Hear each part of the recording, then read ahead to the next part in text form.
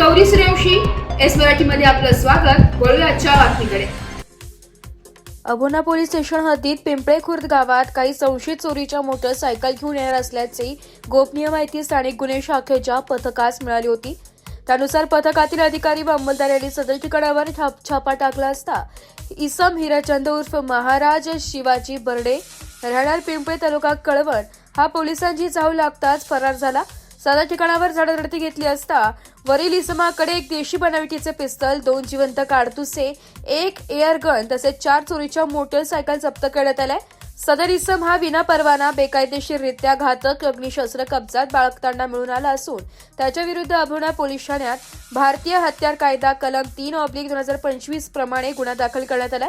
सदर इसमाकडील मोटरसायकल बाबत खात्री केली असता यातील 4 मोटरसायकल ह्या कळवण अभोणा वणी परिसरातून चोरी केलेल्या असल्याचं उघडकीस आलंय.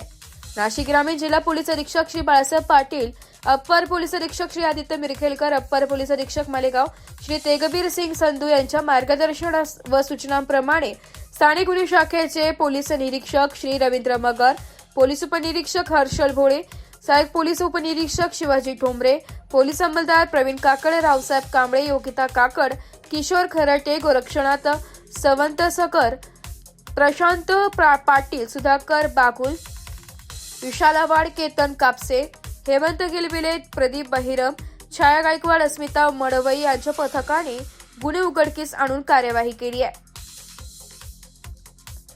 एस मराठी न्यूज साठी प्रतिनिधी सुरेश सुराशे वणी.